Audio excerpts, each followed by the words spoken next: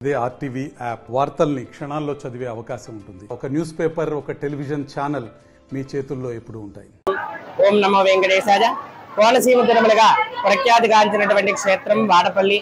ఈ వాడపల్లిలో స్వామివారు వెంకటేశ్వర స్వామివారు స్వయంభూగా వెలిసినారు.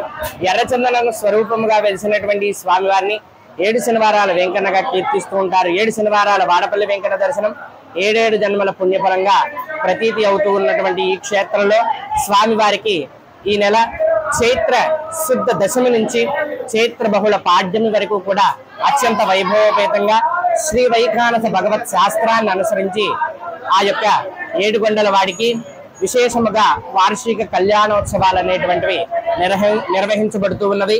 ఈ యొక్క కళ్యాణోత్సవాల్లో భాగంగా నేటి రోజున స్వామివారికి శనివారం రోజున విశేషముగా చక్రస్నానము అనేటువంటి విశేష కార్యక్రమాన్ని స్వామివారికి నిర్వహించనున్నారు.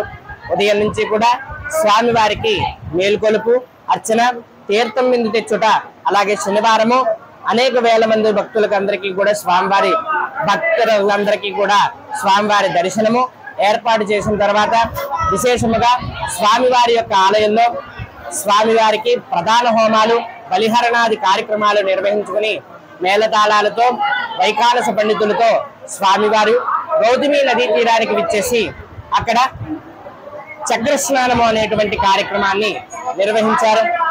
విష్ణు కళ్యాణనికమే చక్ర తీర్థేషు భావనే తైలాభ్యంగ నదీ స్నానం కోటి యజ్ఞ ఫలం లభేత్ అని చెప్పి మనకు వైఖానస భగవత్ శాస్త్రం చెప్పబడుతూ ఉన్నది.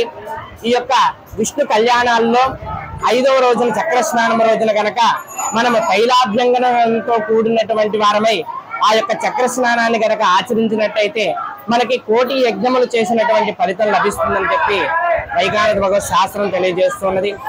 ఓం నమో వెంకటేశాయ నమః.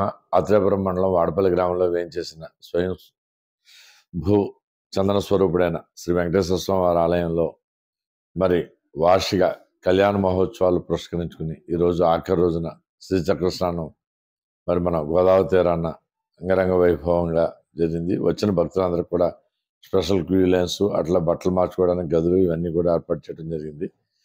మరి ఇవాళతో పాంచానిక దీక్ష కార్యక్రమాలు అనేది ఇవాళ సాయంకాలంతో పరిసమాప్తం అవుతున్నాయి. రేపు అమ్మవారి శ్రీ పుష్పయోగోత్సవంతో ఈ యొక్క కార్యక్రమాలన్నీ కూడా పూర్తవుతున్నాయి. కావున రేపు కూడా భక్తులందరూ కూడా పాల్గొని స్వామివారి కృపాపాత్రలు అవుతారని మీ ద్వారా విజ్ఞప్తి చేస్తున్నాం. నమో వెంకటేశాయ నమః.